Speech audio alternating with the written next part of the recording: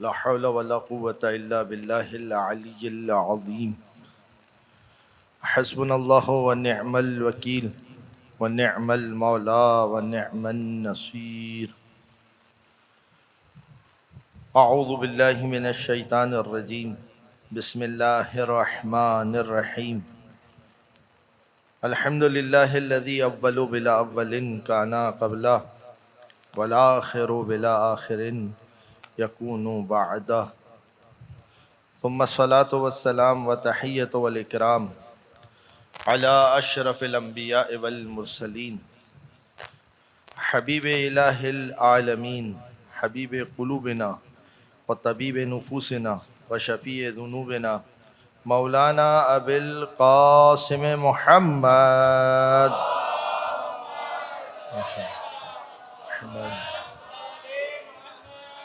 وعلى أهل بيته الطيبين الطاهرين المعصومين المنتجبين الميامين الذين أذهب الله عنهم الرجس وطهرهم تطهيرا.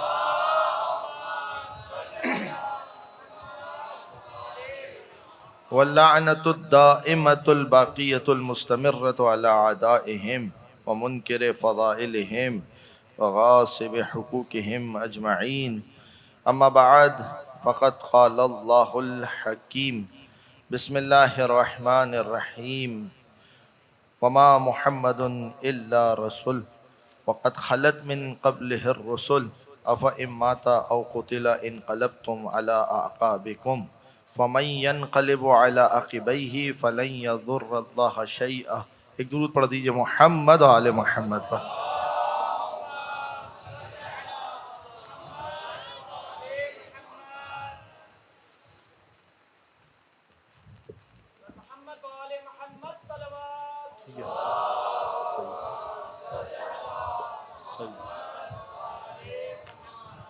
آواز نیچے صحیح جا رہی ہے؟ نیچے دیکھ لیجئے گا بیٹا، نیچے اگر آواز صحیح جا رہی ہے. ایک اور درود پڑھ دیجئے محمد آل محمد پر. اللہم صلی علی محمد. معزز سامعین،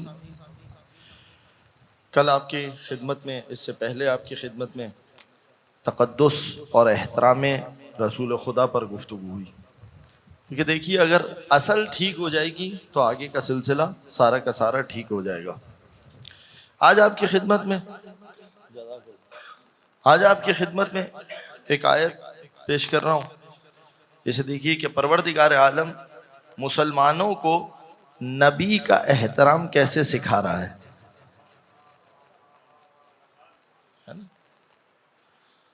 تو پروردگار عالم مسلمانوں سے کہتا ہے کہ دیکھو، جیسے تم آپس میں ایک دوسرے کو بلاتے ہو نا، ایسے میرے حبیب کو مت بلانا. توجہ فرما رہے ہو؟ لا تجہروا لہ بالقول کجہر بعضکم بعض. انسان جا رہا ہوتا ہے نا، پیچھے سے آواز دے کے بلا لیا، نام لے کے آواز دی، کہ میرے حبیب کو ایسے مت بلانا. کجہر بعضکم بعض، جیسے تم آپس میں ایک دوسرے کو آواز دے کر بلاتے ہو. ٹھیک ہے؟ اور دیکھو، اگر میری بات نہیں مانو گے نا تو تمہارے ساتھ کیا ہوگا؟ ان تحبط اعمالکم وانتم لا تشعرون. خدا تمہارے سارے اعمال بیکار کر دے گا، تمہیں پتہ بھی نہیں چلے گا.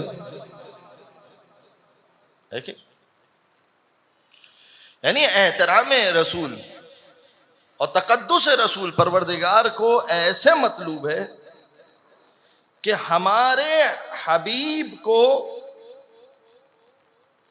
بڑی توجہ رکھیے گا، ایسے مت بلانا جیسے آپس میں ایک دوسرے کو بلاتے ہو. توجہ فرما رہے ہو؟ یعنی آپ دیکھیے، جو خدا یہ برداشت نہیں کر رہا کہ تم ہمارے حبیب کو ایسے آواز دو کہ جیسے تم آپس میں ایک دوسرے کو آواز دیتے ہو، اور سزا کتنی سخت ہے کہ ہم تمہارے سارے اعمال اکارت کر دیں گے، بیکار کر دیں گے. تو اب مجھے یہ بتائیے، اگر محمد قلم مانگے اور کوئی کہے کہ یہ تو ہذیان ہو گیا ہے، تو اس کا کوئی عمل باقی رہا؟ اچھا، پہلی بات تو یہ ہے کہ ان کا کوئی عمل اچھا تھا ہی نہیں. ایک درود پڑھ دیجئے محمد و آل محمد پر.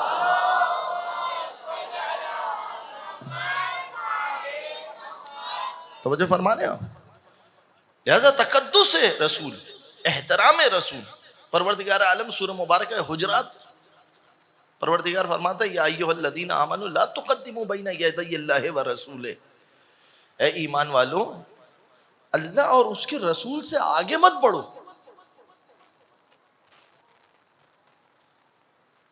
ہوتا ہے نا کبھی، بہت توجہ کیجیے گا، ہمارے معاشرے میں اگر باپ اور بیٹا ساتھ جا رہے ہوں اور بیٹا باپ سے آگے آگے چلے تو اسے معاشرے میں اچھا نہیں سمجھا جاتا. کیوں؟ کیونکہ باپ کا احترام یہ ہے کہ اسے آگے رکھا جائے. پروردگار کیا کہہ رہے ہیں؟ لا تقدموا بین یدی اللہ ورسولہ. اللہ سے اور اس کے رسول سے کسی بھی چیز میں آگے بڑھنے کی کوشش مت کرو. لہذا ایک پروٹوکول ہے رسول کا، ہمارے رسول کے پروٹوکول کو تم خراب مت کرو. توجہ فرما رہے ہیں.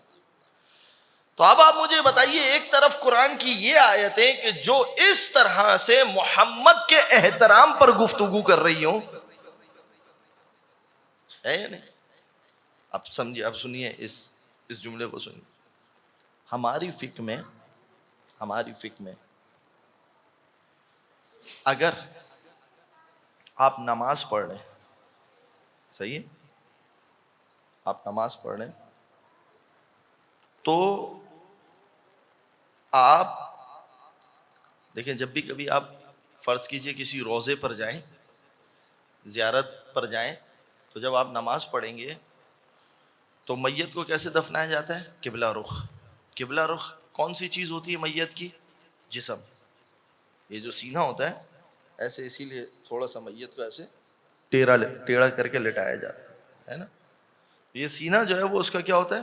قبلہ رخ ہوتا ہے. اور دست، سیدھا ہاتھ زمین پر ہوتا ہے اور میت کو ایسے لٹایا جاتا ہے. ٹھیک ہے. اب آپ سیدھا ہاتھ ہے یہ میرا، تو میت کو سیدھا ہاتھ پہ لٹایا جائے گا اور اس کا سینہ جو ہے وہ قبلہ. ہماری فقہ میں ایک مسئلہ ہے کہ جب کبھی تم کسی روضے میں نماز پڑھو گے، توجہ کیجیے گا، جب کبھی تم کسی روضے میں نماز پڑھو گے تو امام کے سر کے آگے کھڑے ہو کے نماز نہیں پڑھ سکتے. توجہ فرما رہے. امام کے سر سے آگے بڑھ کے نماز کیوں نہیں پڑھ سکتے؟ یا ایھا الذین آمنوا لا تقدموا بین یدی اللہ ورسولہ. اپنے آپ کو رسول پر مقدم نہیں کر سکتے. اب آپ مجھے بتائیے، ہمارے یہاں اتنا احترام کہ قبر رسول سے آگے ہو کر ہم نماز بھی، اس کا مطلب کیا ہے؟ کہ قبر کو بھی وہ پروٹوکول دو کہ جو رسول کی زندگی میں پروٹوکول تھا. گویا کہ تم یہ ذہن میں رکھو کہ رسول کیا ہے؟ حیات ہے، رسول زندہ ہے. ایک درود پڑھیے محمد و آل محمد پر.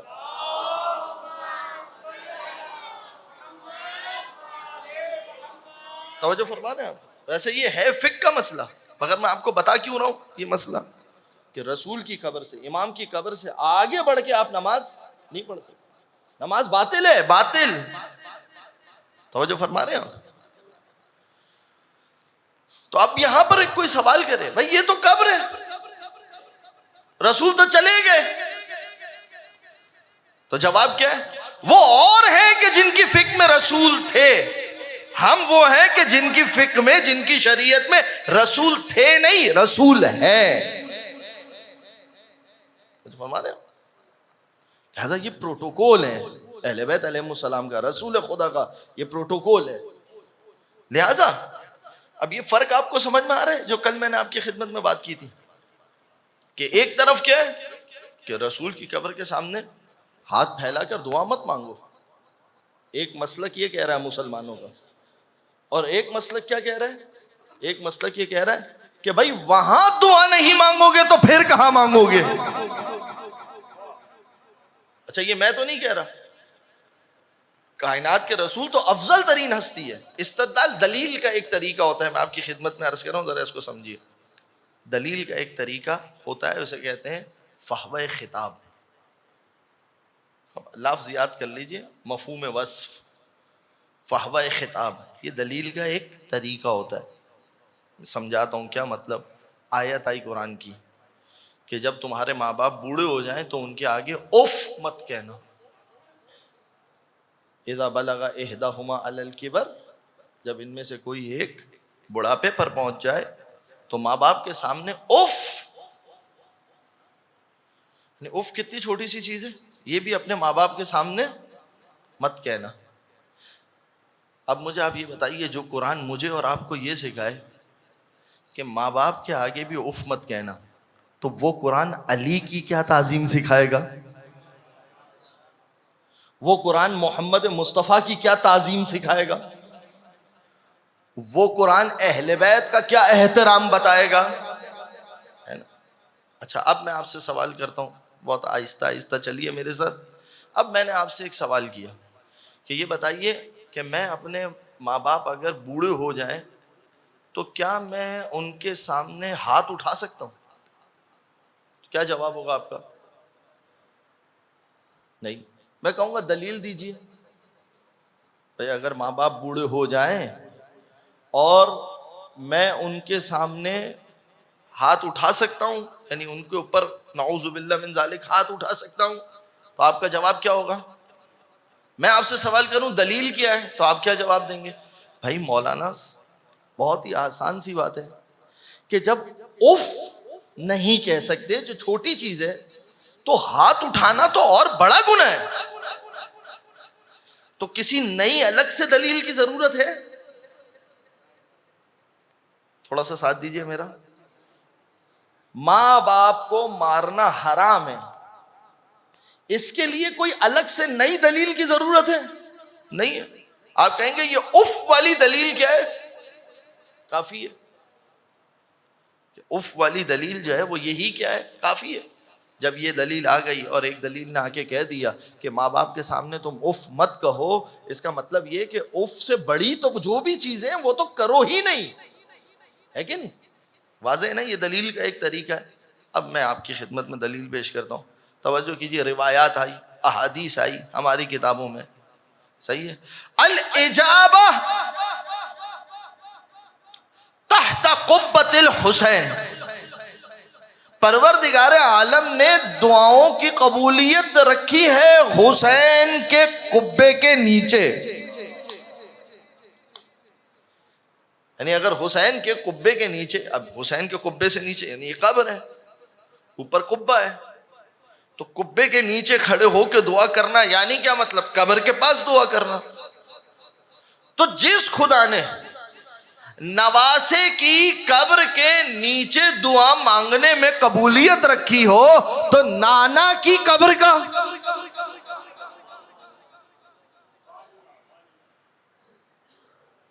ہے کہ نہیں؟ اب آپ مجھے بتائیں، یہ دیکھیں ایک ہمارا، ایک طرف ہمارا دین ہے، بلکہ میں آپ کی خدمت میں روایت پیش کروں، دیکھیں کتنا فرق ہے. یہ بعض اوقات آپ سنتے ہیں نا، یہ میں ایک تو یہ کہ میں آپ کی خدمت میں اہل بیت کے احترام کو پیش کروں، لا شعور میں میں ایک اور کام کر رہا ہوں. یہ جو ہم کہتے ہیں نا مولانا فرق کیا ہے ان میں اور ہم نے، یہ فرق سمجھیے کیا کیا فرق ہیں. چھوٹی چھوٹی چیزوں پر دیکھیے کتنے فرق ہیں. یعنی ہماری شریعت، امام علی النقی علیہ الصلوۃ والسلام،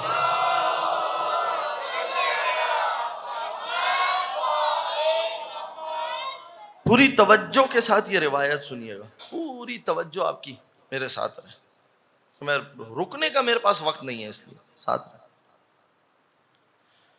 امام نے ابو ہاشم جعفری کو بلایا، امام کا ایک صحابی، بلانے کے بعد کہا میں بیمار ہوں،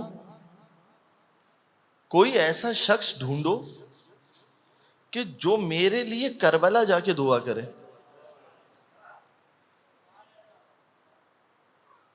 یہ امام ہے۔ دیکھیے کچھ چیزیں نا آپ حضرات کہتے ہیں مولانا عقیدے، بعض اوقات دیکھیں جن کے پاس پیسے نہیں ہیں ان کی تو میں بات ہی نہیں کر رہا، مگر جن کے پاس مال ہے خدا نے دیا ہے، بعض اوقات خدا نہ کرے کسی کو بڑی بیماری ہو جائے تو ڈاکٹر کہتا ہے کہ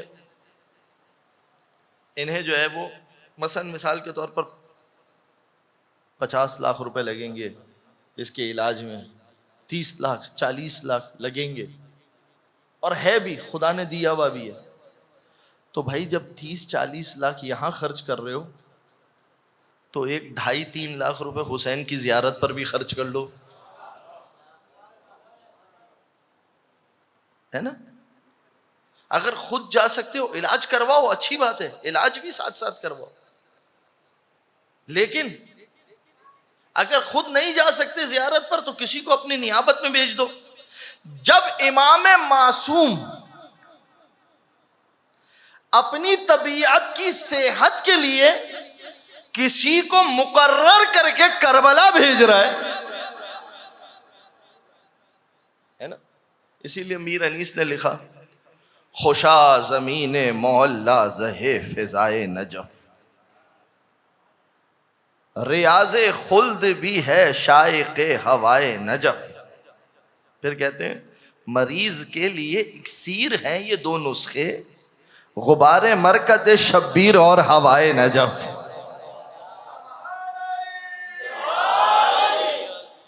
ہے نا؟ تو یہ ہم بے قدرے لوگ ہیں۔ اچھا یہ میرا اعتراض نہیں ہے، خدا نے کہا ہے قرآن میں ما قدر اللہ حق کا قدر ہے، جیسے اللہ کی قدردانی کرنی تھی مخلوق نے اللہ کی قدردانی ویسے نہیں کی۔ اللہ قرآن میں شکوہ کر رہا ہے۔ یقین جانے یہ جو خاک شفا ہے نا، خاک شفا، دیکھیں وہ تو مانتے ہی نہیں ہے نا، وہ تو مانتے ہی نہیں ہے، مگر ہم مان کے کیا کر رہے ہیں؟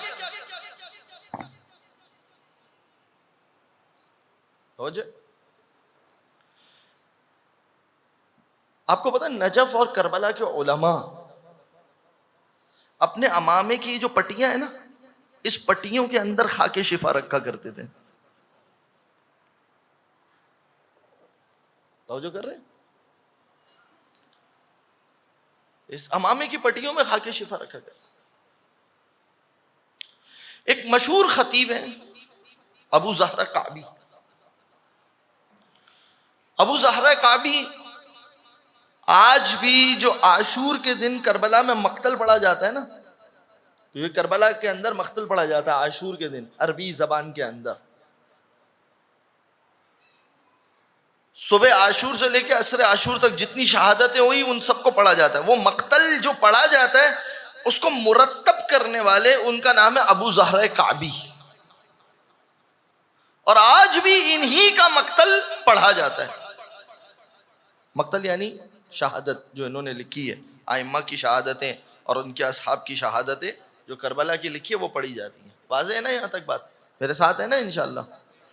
یہ سفر کر رہے تھے پلین میں، ان کے ساتھ ایک صاحب بیٹھے ہوئے تھے، پائلٹ نے اعلان کیا کہ پلین کا انجن فیل ہو گیا اور ممکن ہے کہ اب جو پلین جو ہے وہ کسی حادثے کا شکار ہو جائے، تو کہتے ہیں کہ اچھا وہ پلین بعد میں بچ گیا، تو کہتے ہیں کہ میں ابو زہرہ کعبی کے برابر میں بیٹھا ہوا تھا، تو میں نے ابو زہرہ کعبی سے کہا ابو زہرہ پلین کا انجن خراب ہو گیا، بس یہ ہمارا وقت آخر آ گیا۔ دیکھیے یقین دیکھیے گا کیسا ہے۔ کہتے ہیں کہ ٹھیک ہے پلین کا انجن خراب ہو گیا ہوگا مگر وقت آخر ہمارا نہیں آیا۔ کہ بھائی آپ اب اتنے یقین سے کیسے کہہ سکتے ہیں؟ کہ اس لیے کہ میرے جیب میں حسین کی قبر کی خاک ہے.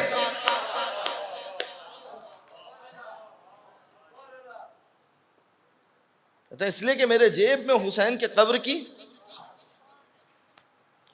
اور روایات میں آیا ہے کہ حسین کے قبر کی خاک، روایات ہے کہ اگر سمندر میں طغیانی آ جائے اور حسین کی قبر کی خاک کے چند ذرے ڈال دیے جائیں تو سمندر کی طغیانی رک جائے.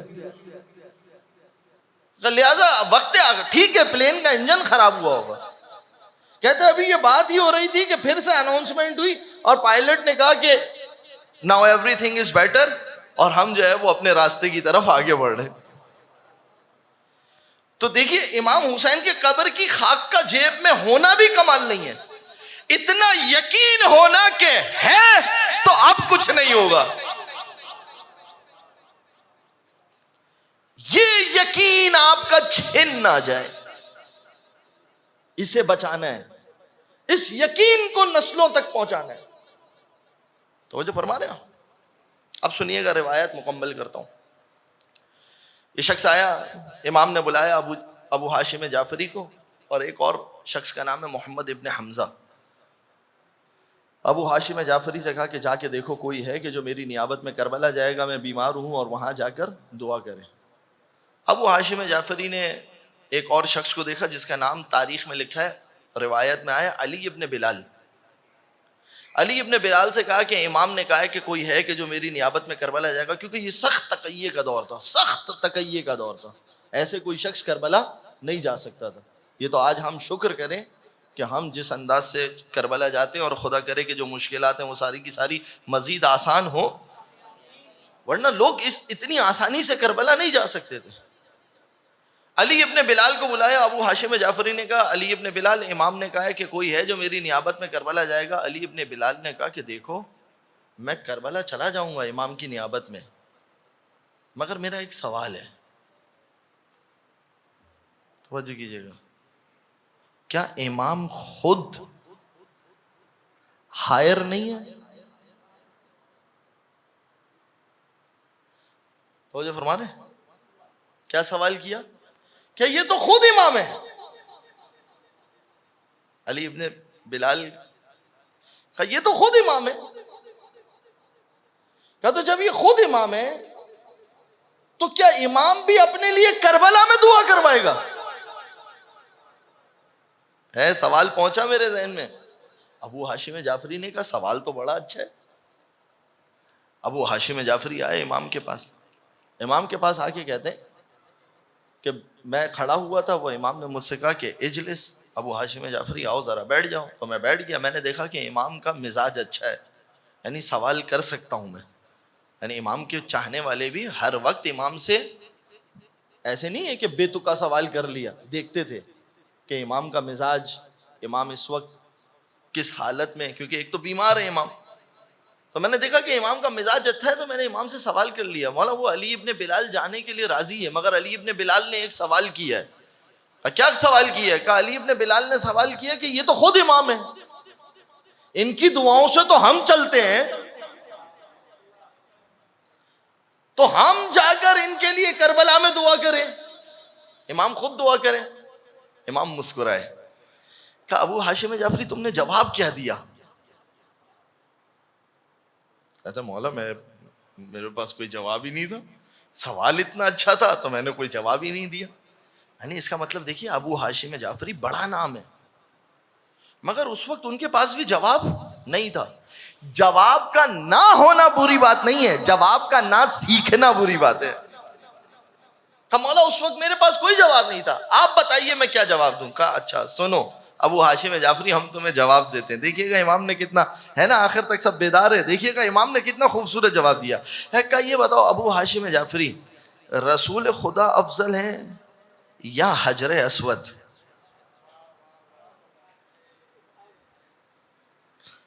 کہا یقیناً رسول خدا افضل ہے. کہا تو یہ بتاؤ کہ جب رسول خدا افضل ہے تو پھر رسول خدا حجر اسود کو کیوں چوما کرتے تھے؟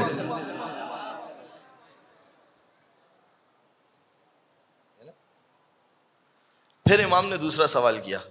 کہ اچھا یہ بتاؤ رسول خدا افضل ہے، یہ جملے یہ المؤمن اعظم من الکعبہ، کعبے سے زیادہ حرمت تو مومن کی ہے، فالنبی اعظم من الکعبہ، تو نبی کعبے سے زیادہ عظیم ہے نا؟ سوال کیا، یہ بتاؤ کعبہ عظیم ہے یا نبی؟ کہا کہ مولا ظاہری سی بات ہے، نبی کا مقابلہ کہاں کعبہ کرے؟ کعبے کے بارے میں تو روایت ہے کہ مومن کعبے سے زیادہ عظیم ہے. توجہ فرما رہے ہیں؟ اب امام نے سوال کیا تو اچھا پھر یہ بتاؤ کہ کائنات کے رسول کعبے کا چکر کیوں لگایا کرتے تھے؟ کائنات کے رسول حجر اسود کیوں چوما کرتے تھے؟ کہ مولا مجھے نہیں پتا، آپ بتائیے. کہ اس لیے کہ کچھ مقامات ایسے ہیں جہاں وہ چاہتا ہے کہ اس مقام پر جا کر دعا کی جائے تو وہ جلدی قبول کرتا ہے. ابو ہاشم جعفری تم نے ٹھیک کہا میں امام ہوں، مگر وہ پسند یہ کرتا ہے کہ کربلا جا کر امام کے لیے دعا کی جائے. ایک درود پڑھ دیجئے محمد و آل محمد پر.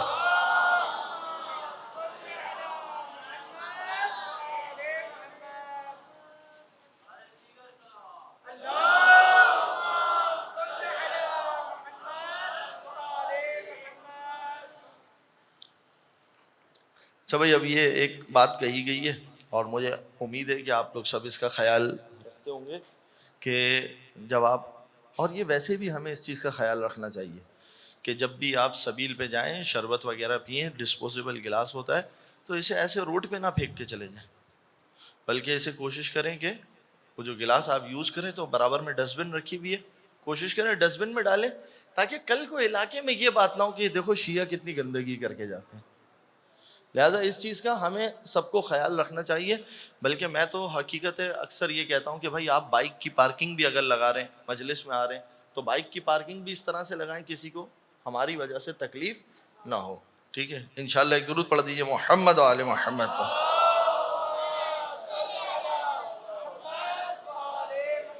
اس کے علاوہ یہ کہا گیا ہے کہ کل تابوت برآمد ہوگا امام سجاد علیہ الصلوۃ والسلام کا.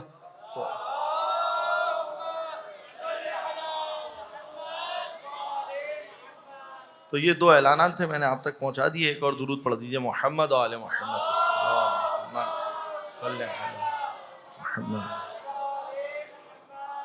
توجہ فرما رہے ہیں آپ عزیز ہیں، میرے ساتھ ساتھ ہیں انشاءاللہ.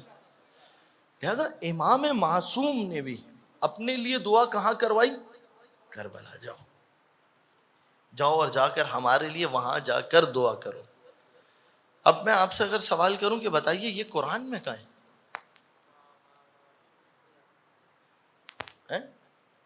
قرآن میں کہاں ہے؟ تو کہاں ہے؟ پروردگار کہہ رہا ہے فی بیوت اذن اللہ ان ترفع ویذکر فیہا اسمہ، سورہ نور میں. کچھ گھر ایسے ہیں کہ خدا چاہتا ہے ان گھروں میں جا کر خدا کو یاد کیا جائے. تو ان گھروں میں سے امام نے بتایا ایک گھر ہے حسین کی قبر، کہ حسین کی قبر پر جا کے اس کی خدائی کو یاد کرو، وہ اسے پسند کرتا ہے. ایک درود پڑھ دیجئے محمد آل محمد پر.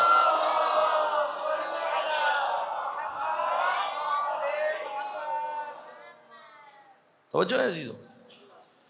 لہذا یہ جو میں نے مسئلہ آپ کی خدمت میں شروع کیا، رسول کی قبر سے میں نے اس وجہ سے اس مسئلے کو آغاز کیا کہ جب احترام رسول ہی نہیں بچے گا تو پھر آل محمد کا احترام کہاں سے بچے گا؟ آہستہ آہستہ نا. مصرے کہوں؟ مصرے چند مصرے سن. سمجھ کر نہ سمجھ بن کر غلط کو سچ بتاتے ہیں. سمجھ کر نہ سمجھ بن کر غلط کو سچ بتاتے ہیں. حدیث معتبر اپنی وہ جھوٹی خود بناتے ہیں.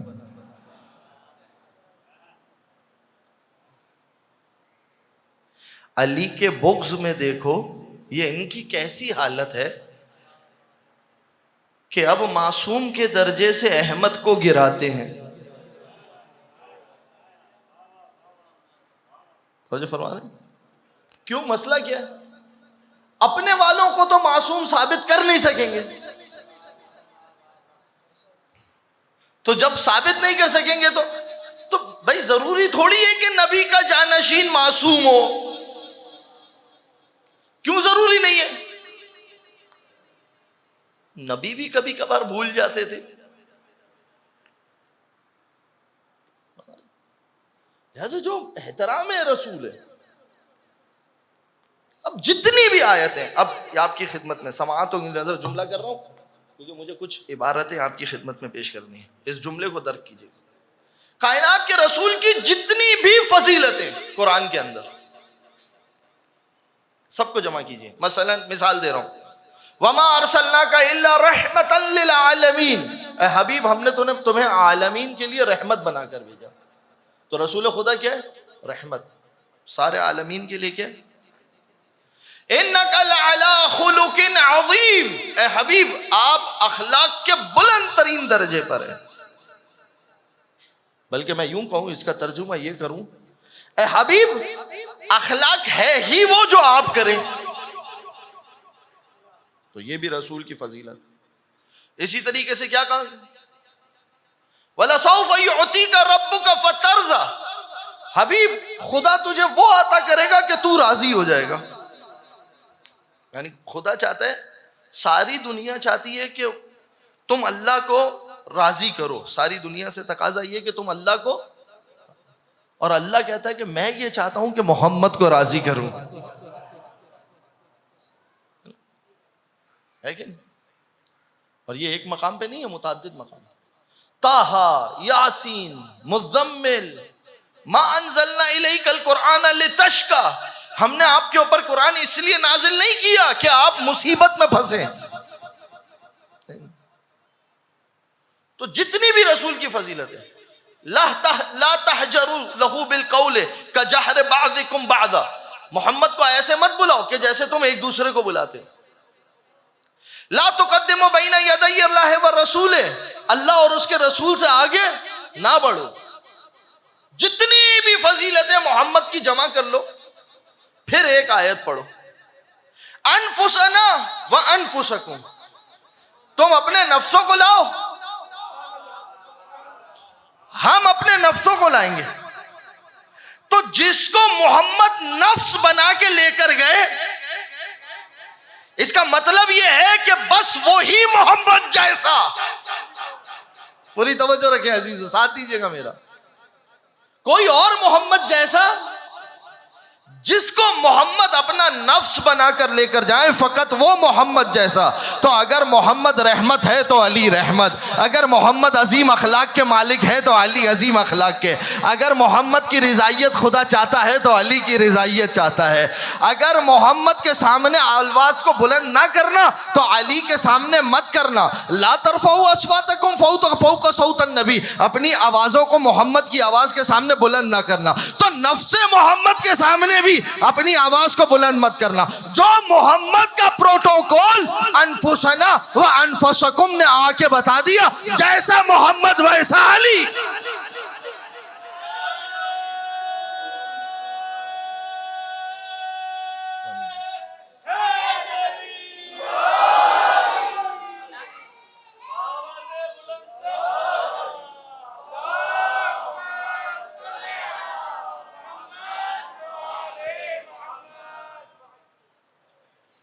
جو فرما رہے سارا قرآن اٹھائیے، یا ایھا المزمل قم اللیل الا قلیلا. یعنی آپ دیکھیے، توجہ کیجیے، خدا ہم سب سے کہتا ہے عبادت کرو، عبادت کرو. محمد کی عبادت کا یہ عالم ہے کہ خدا کہہ رہا ہے محمد کچھ کم کر دو. قم اللیل الا قلیلا، کچھ کم کر دو. توجہ فرما رہے ہیں. طٰہٰ ما انزلنا الیک القرآن لتشقیٰ، ہم نے آپ پر قرآن نازل اس لیے نہیں کہا کہ آپ کو مصیبت میں ڈال دیں، نہیں، آپ پریشان مت ہوئیے.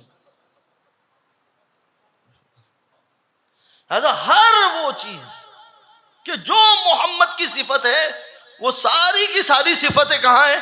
علی میں. کیوں؟ ایک جملہ، اس لیے کہ علی کیا ہے؟ نفس رسول.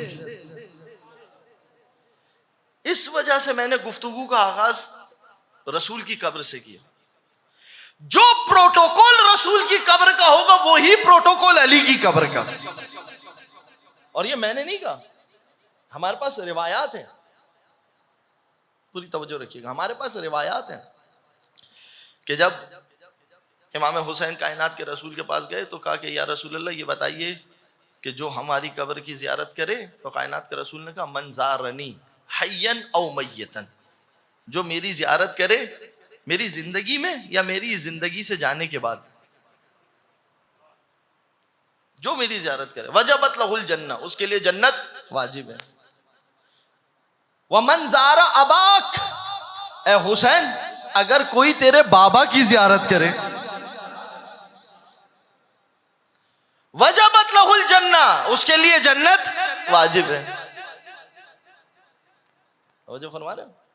تو جو اپنی زیارت کا فائدہ بتایا وہی کس کی زیارت کا فائدہ بتایا؟ علی کی زیارت کا. وجبت لہ الجنہ. توجہ فرما. یہاں سے ایک چیز آپ کو اور سمجھ میں آتی ہے، بہت توجہ کیجیے گا. اب کل ایک مسئلہ تھا میں نے ڈسکس کیا تھا، اس لیے اس کو آج تھوڑا سا آگے بڑھا رہا ہوں کہ جو رسول خدا کی حیات ہے، ٹھیک ہے، ٹھیک ہے، بظاہر اس وقت رسول خدا ہمارے درمیان نہیں ہے، رسول خدا اس وقت ہمارے درمیان نہیں ہے، مگر یہ کہنا کہ اس وقت رسول خدا نعوذ باللہ من ذالک گویا کہ ایسے ہیں کہ بس اس وقت ان کی کوئی حیثیت ہی نہیں ہے، یہ ہمارا مذہب نہیں ہے، یہ ہمارا مذہب نہیں. چھوٹی سی مثال دوں، شہید کے لیے قرآن نے کیا کہا ہے؟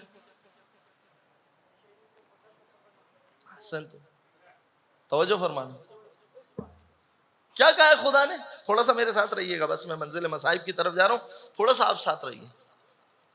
لا تقولوا لمن يقتل في سبيل الله امواتا، جو اللہ کے راستے میں، فی سبیل اللہ، جو اللہ کے راستے میں شہید ہو جائے، لا تقولوا لمن يقتل في سبيل الله امواتا، اسے مردہ مت کہنا. صحیح؟ اچھا پروردگار اگر مردہ نہیں کہیں تو تو بتا کیا کہیں؟ بل احیاء، بلکہ وہ زندہ ہے. اچھا صرف زندہ نہیں ہے، عند ربہم یرزقون، اللہ کی بارگاہ میں رزق بھی پاتے ہیں. تو اب اگر میں یہ جملہ کہوں کہ شہید حیات رکھتا ہے تو یہ جملہ صحیح ہے یا غلط ہے؟ نص قرآن ہے. تو اب آپ مجھ سے سوال کیجئے یا میں آپ سے سوال کروں، یہ بتائیے کہ شہید کون ہے بھائی؟ یہ بتائیے. قرآن کہا مولانا وہ جو فی سبیل اللہ، فی، تو اب سوال کروں، تھے بیدار ہیں سارے میرے ساتھ رہیے گا. تو آپ مجھے یہ تو بتاؤ یہ فی سبیل اللہ ہے کس کا رستہ؟ یہ فی سبیل اللہ کس کا رستہ ہے؟ میرا رستہ، آپ کا رستہ، آپ کا رستہ، آپ کا رستہ. کہا نہیں مولانا یہ ہمارے رستے کی بات نہیں ہو رہی ہے. تو پھر اللہ نے کیا کوئی پاتھ بنایا ہے، کوئی سڑک بنائی ہے؟ تو یہ فی سبیل اللہ کس کا رستہ ہے؟ کہ مولانا جو محمد کا رستہ ہے وہی اللہ کا رستہ. تو جس کے رستے پر چل کر کوئی شہید ہو جائے وہ تو زندہ ہے، جس کا رستہ ہو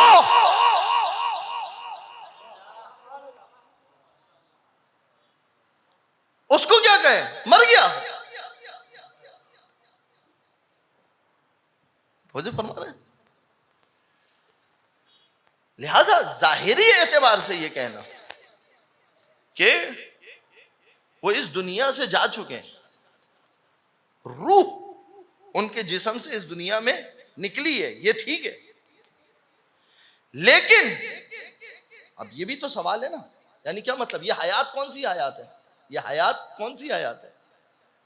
اس کو سمجھیے. ٹھیک ہے یہ وہ بدنی حیات نہیں ہے کہ جو اس وقت میرے اور آپ کے پاس ہے. یہ کون سی حیات ہے؟ وہ کار رسالت جو خدا نے رسول کو دیا تھا جیسا اس وقت تھا ویسا ابھی بھی ہے. جیسا اس وقت تھا ویسا ابھی بھی ہے. یہاں تک پہنچے میرے ساتھ. اب ایک اور مسئلہ حل کروں. ختم نبوت. دیکھیے معنی ختم نبوت کو بھی غلط سمجھا گیا. توجہ کیجیے گا.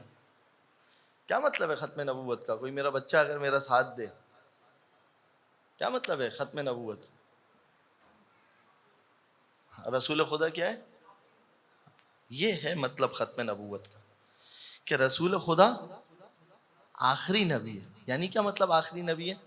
کہ اب ان کے بعد کوئی نبی، مگر اس کا یہ مطلب نہیں ہے کہ ان کی نبوت بھی ختم ہو گئی.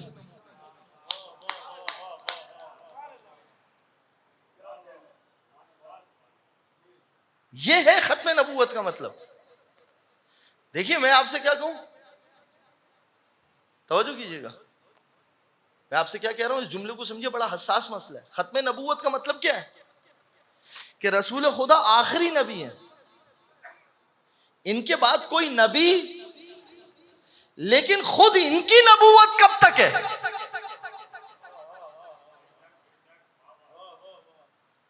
کیا ان کے مرتے ہی ان کی نبوت ختم ہو گئی؟ اگر یہ کہو کہ ان کے مرتے ہی ان کی نبوت ختم ہو گئی تو پھر قرآن معجزہ کس چیز کا ہے؟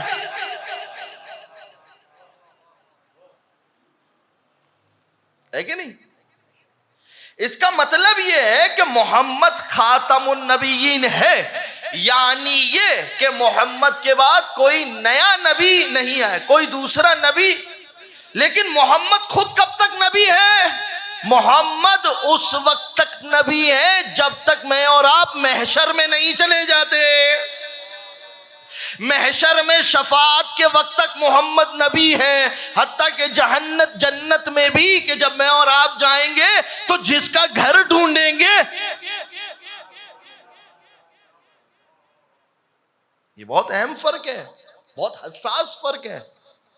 پھر سے میرے ساتھ بولیے گا. ختم نبوت کا کیا مطلب ہے؟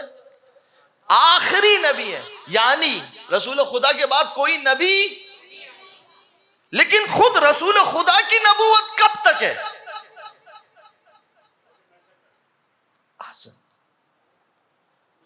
خود رسول خدا کی نبوت کب تک ہے؟ روز محشر تک. اب رکیے، یہاں پر سوال ہے. اگر رسول کی نبوت روز محشر تک ہے تو یہ تو بتاؤ کہ محشر تک اس نبوت کو چلانے والا کون ہے؟ تو اس نبوت کو محشر تک چلانے والے کا نام ہے امامت. یعنی امامت کا کام یہ ہے کہ محمد کی نبوت تک محشر کو چلائے. اب ہم اپنا سلسلہ بتا دیتے، آپ اپنا سلسلہ بتا دیجئے گا. علی، حسن، حسین، علی، محمد، جعفر، موسیٰ، رضا. توجہ فرما رہے ہیں؟ اور یہ سلسلہ کہاں تک پہنچا؟ آج بھی پردہ غیبت میں ایک ہے کہ جو محمد کی نبوت کو، ایک مل کر درود پڑھ دیجئے، محمد آل محمد.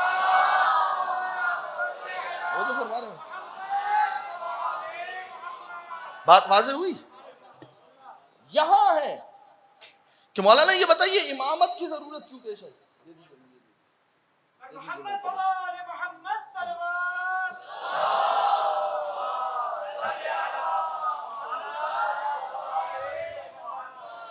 تو امامت کی ضرورت کیوں پیش آئی؟ اس لیے کہ نبوت اس کی چلے گی قیامت تک، محشر تک. اور یہ خود 11 ہجری میں جا رہے ہیں. رسالت باقی ہے، رسول جا رہا ہے. نبوت باقی ہے، نبی جا رہا ہے. تو جو یہ نبوت باقی ہے، اس نبوت کو آگے جو بڑھائے اسے کہتے ہیں امام. تو وہی بڑھا سکتا ہے کہ جو نبی جیسا ہو.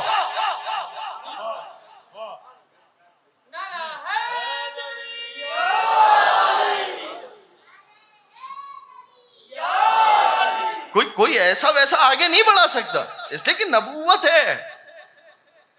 یہ ایک بڑا مس کانسیپٹ ہے، حتیٰ ہم شیعوں کے اندر بھی ہم سمجھتے ہیں نبوت ختم ہو گئی اور امامت. نہ ایسا نہیں ہے کہ نبوت ختم ہو گئی اور امامت. نبوت قیامت تک ہے، رسالت قیامت تک ہے. توجہ فرما رہے ہیں آپ؟ اس رسالت کو لے کر چلنے والے کا نام ہے امام. لہذا وہ نبی نہیں ہے، وہ امام نبی. پوری توجہ کیجئے گا، وہ امام نبی، وہ امام رسول، لیکن وہ شریک کار رسالت ہے. توجہ فرمائی، امام کا اپنا کوئی نیا دین تھوڑی ہے. یہ بڑا حساس مسئلہ ہے، اور امید ہے کہ انشاءاللہ اب تک بات واضح ہوئی ہوگی. ایک مل کر درود پڑھ دیجئے محمد و آل محمد.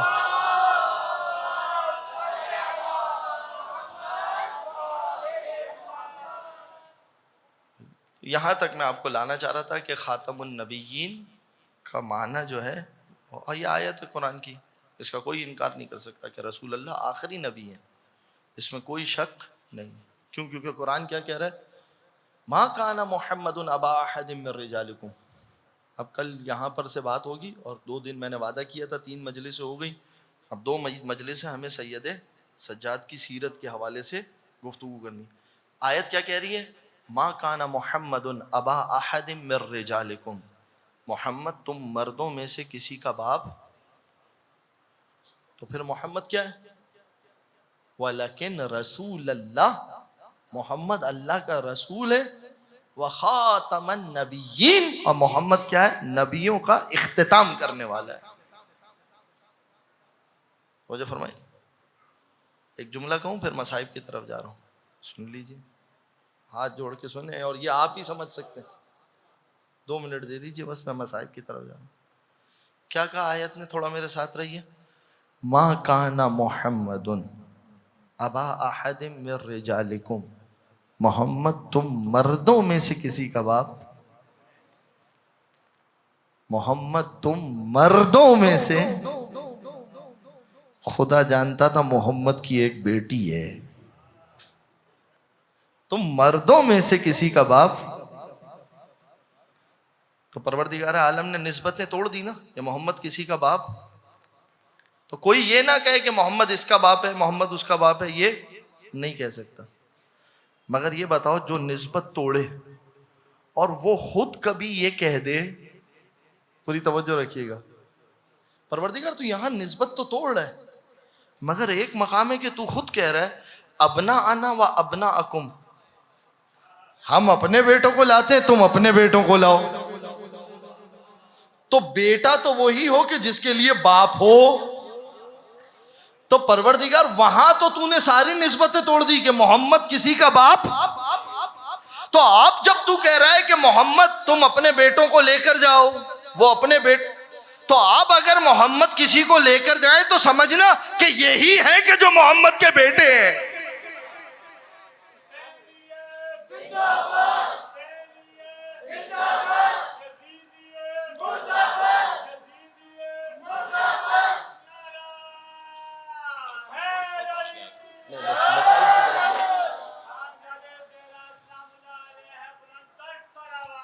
اللہ صلی اللہ.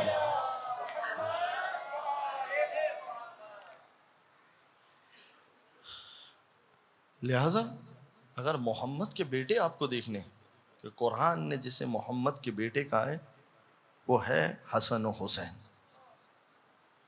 اور عزیزوں، یہ وہ دن ہے کہ جس میں ہم زندگی بسر کر رہے ہیں، یہ حسین کے بیٹے کے امتحان کے دن ہے. کربلا میں حسین کا بیٹا عجیب و غریب امتحان دے رہا ہے. اجرکم علی الزہرا، پروردگار آپ لوگوں کو کسی غم میں نہ رلائے سوائے غم حسین کے. سید سجاد، یعنی میں اور آپ یقین جانیے، ایک روایت میں آج پڑھ رہا تھا اس روایت کے اندر یہ کہ جب شہزادی آئیں گی محشر کے میدان میں تو پروردگار عالم شہزادی کے سامنے، محشر کا میدان ہے، پروردگار عالم فاطمہ زہرا کے سامنے، شہزادی کے سامنے حسین کو پیش کرے گا کہ حسین کا سر کٹا ہوا ہوگا، محشر کے میدان۔ یہ مجلس حسین ہے نا جس میں میں اور آپ آ کے بیٹھتے ہیں، سوچئے یہ مجلس حسین کہاں تک جائے گی۔ تو مولا حسین کا سر کٹا ہوا ہوگا، جب شہزادی گزرے گی اور دیکھے گی کہ میرے حسین کا سر کٹا ہوا ہے تو گریا کرے گی اور روئے گی، تو پروردگار فاطمہ زہرا سے کہے گا کہ میں نے یہ مجلس اس لیے برپا کی کہ میں یہ چاہتا تھا کہ محشر میں بھی حسین کی مجلس ہو جائے۔ توجہ فرما رہے ہیں؟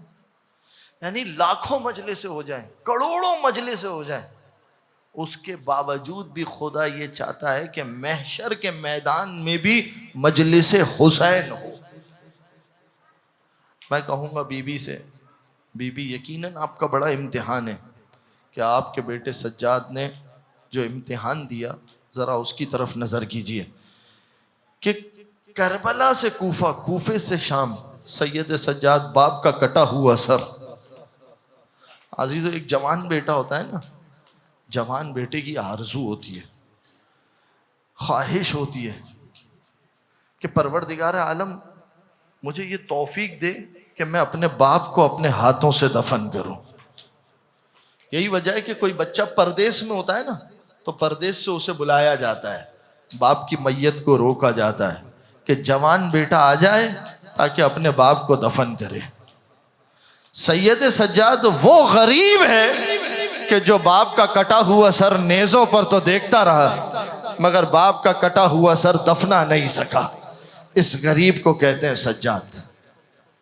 خدا کسی کو یہ غریبی ہے کائنات میں، ایسی غریبی کسی کی؟ اگر کبھی کوئی آپ سے یہ کہے نا کہ نہیں جی بڑی بڑی اس سے زیادہ بڑی غربتیں موجود ہیں، تو انہیں یہ بتایا کرو، انہیں یہ بتایا کرو کہ کون سی ایسی غربت ہے کہ سید سجاد جیسی غربت موجود ہے کہ باپ کا سر، اللہ اکبر عزیزم، کتنے دن کا سفر ہے یہ سارا سفر ملا کر؟ کتنے دن کا سفر ہے؟ جو کم سے کم تعداد ہے وہ 40 تک کا، 40 دن کا سفر۔ 40 دن تک ایک غریب بیٹا اپنے باپ کا کٹا ہوا سر دیکھتا رہا۔ 40 دن تک ایک غریب بیٹا، توجہ کرنا عزیزوں، کوئی مصیبت ان کی مصیبت سے بڑی ہو ہی نہیں سکتی۔ یاد رکھ لیجئے گا یہ جملہ میرا اور اسے ضبط کیجئے گا۔ کوئی پوچھے نا کیا مصیبت ہے سجاد کی، کہنا سجاد کی مصیبت یہ ہے، پھر سننا جملہ، 40 دن تک ایک غریب بیٹا اپنے باپ کا کٹا ہوا سر نیزے پر دیکھتا رہا۔ اب سنو گے دوسرا جملہ، سننا، کہنا سجاد کی وہ غربت ہے جب کبھی سکینہ تماچا کھاتی تھی نا، اجرکم علی زہرا، ہے جس کی کوئی ایسا بیٹھا ہو نا مجمع میں جس کی چھوٹی بچی ہو، کوئی مجمع میں ایسا بیٹھا ہو نا جس کی چھوٹی بہن ہو۔ سجاد کتنے برس کے؟ 24 برس کے۔ سکینہ کتنے برس کی ہے؟ 4 برس کی۔ جب کبھی چھوٹی بہن کے اوپر مشکل آتی ہے نا، نہیں سنو جملہ کہتا ہوں تاکہ دل کھول کے رہنا، جب کبھی بہن کے اوپر مشکل آتی ہے نا تو وہ بھائی کے چہرے کو دیکھتی ہے۔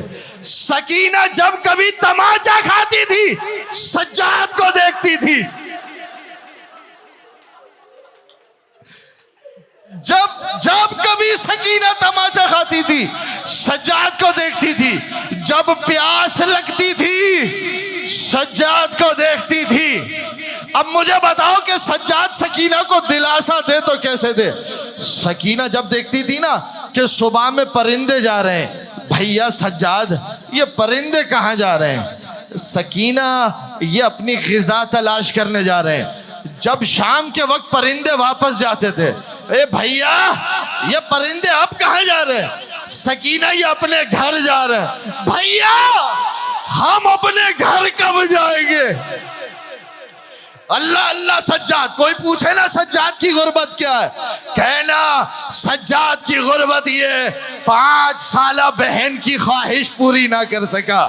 اس غریب کو کہتے ہیں سجاد. کیا خواہش تھی؟ بھیا میں تیرے ساتھ گھر جاؤں گی. ارے جب نکلا نا سجاد, او بہن جا رہے ہیں, سکینہ تیرے مقدر میں شام. سکینہ کاش تو بھی اپنے بھائی کے ساتھ چل. الا ولعنت اللہ علی القوم الظالمین وسیعلم الذین ظلموا ایا منقلب ینقلبون. مل کر میرے ساتھ عزیزوں روتی ہوئی آنکھوں کے ساتھ پرسا فقط امام زمانہ علیہ السلام کی بارگاہ میں پیش کیا کرو. آؤ یاد کرو اپنے امام, شاید امام کی صدا ہمارے ساتھ شامل ہو جائے. مل کر میرے ساتھ السلام علی الحسین وعلی علی ابن الحسین وعلی اولاد الحسین وعلی اصحاب اللہم عجل لولیک الفرج وفرجنا بهم یا کریم. ماتم حسین.